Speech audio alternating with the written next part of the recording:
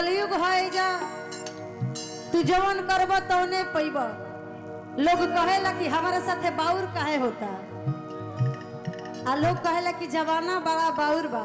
आ जमाना में तो तू बड़ा, तू तनी अपन अंदर झाँक के देखो कि हम तनी बाउर बनी। लोग के सुधारे से पहले हम कहे ना खुद में पहले सुधार लाई, ओकरा बाद लोग के सुधारी। पहले खुद में सुधार लाल जरूरी बा। कहे के बा कि केहू के दिल के दुखावल न जा, केहू के दिल के दुखावल न जा, केहू के दिल के दुखावल न जा, केहू के दिल के दुखावल न जा। आदमी इतना बाउर बा, जब जाने लग कि सामने वाला कमजोर बा तो करा के और दबावे की कोशिश करेला। बाकी भगवान के लीला देखा, तू हमनी के सामने लोग के सामने में छुप जीबा, भगवान से कुछ छिपल बा। रोवे वाला के औरे, रोवे वाला के औरे, रोवावल न जाला, केहू के दिल के दुखावल न जाला, केहू के दिल के दुखावल न जाला। यो प्रेम गली में आए नहीं, जो प्रेम गली में आए नहीं, तुमका ठिकाना क्या जाने, जिसने कभी प्रेम किया ही नहीं, जो प्रेम निभाना क्या जाने, बहुत सुंदर। जिसने कभी प्रेम किया ही नहीं, प्रेम निभाना क्या जाने।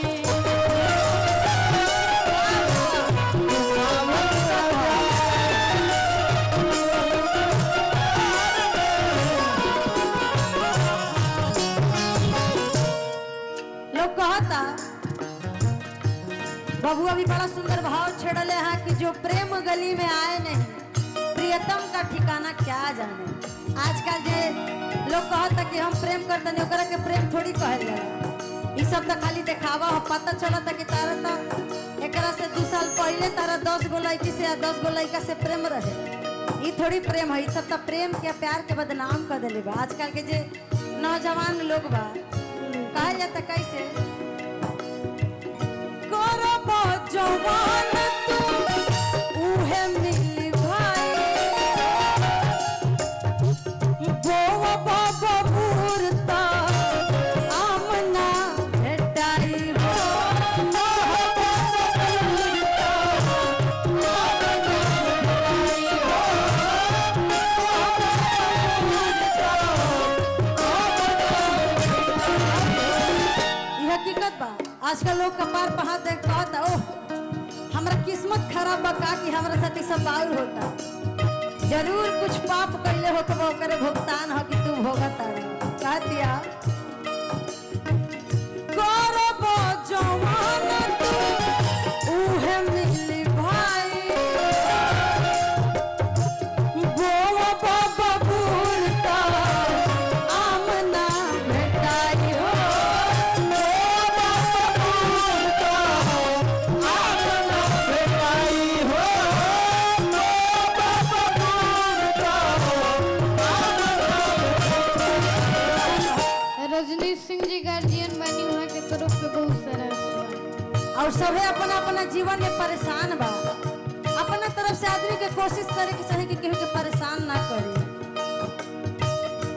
जोरे वाला के औरे, जोरे वाला के औरे, जरावल न जाला, केहू के दिल के दुखावल न जाला, केहू के दिल के दुखावल न जाला। और एगो दीदी के ही गीत रहे, हाँ। प्रेम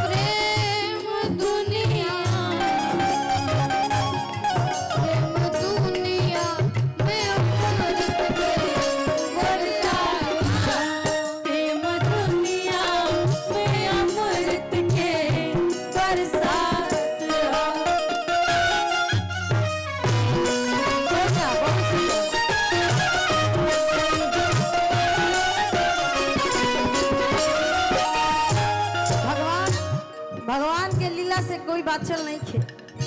आदमी सोचेला कि हम बुरा कर्म करत नहीं, चार दीवारी के अंदर तो गेट बंद वाला लोग देखत नहीं खे, लेकिन ऊपर से तो भगवान सब देखत रहे।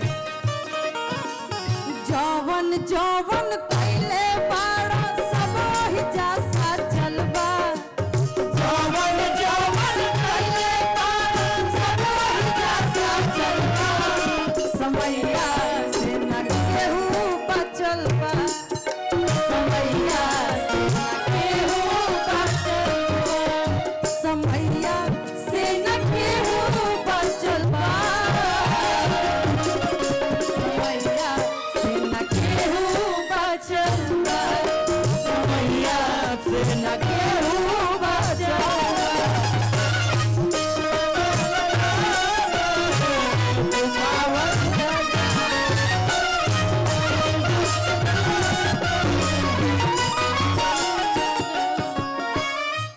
और देखिए सबसे बड़ा दुख का हो, भले ही तो समाज खातिर हो दुख, सब की केहू के गलत ना करे के चाहिए।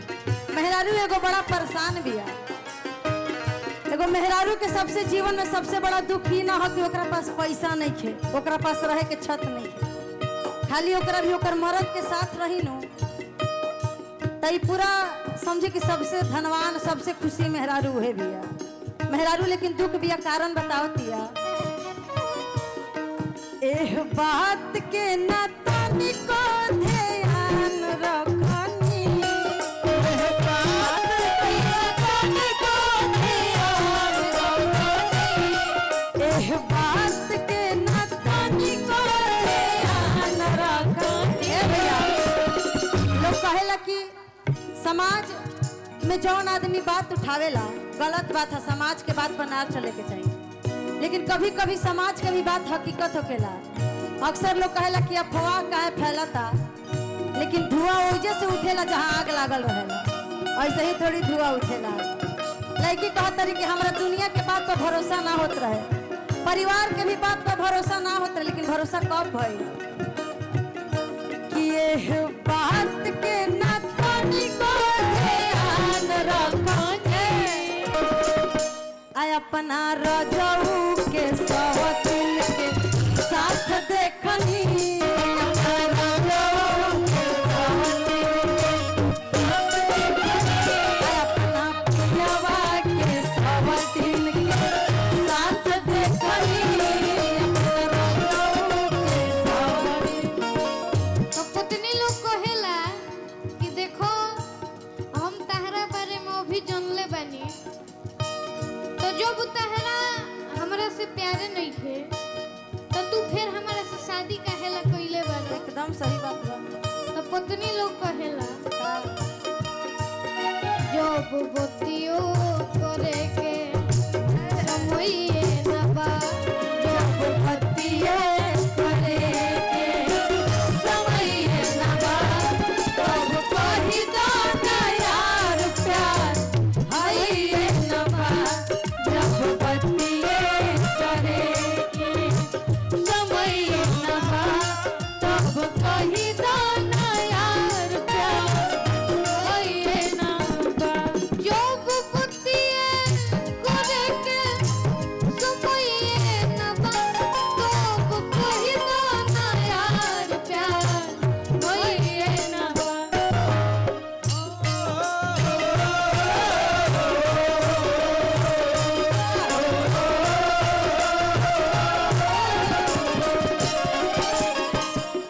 जब बतियो करे के समय ना बा, तब कही दो ना यार प्यार होइए ना बा। जब बतिये करे समय ना बा, तब कही दो ना यार प्यार होइए ना बा। जब बतिये करे समय ना बा, तब कही दो ना यार प्यार होइए ना बा। एही में हम कह कि बतिये करे के समय ये न बा, तब कही दा ना यार प्यार है न बा।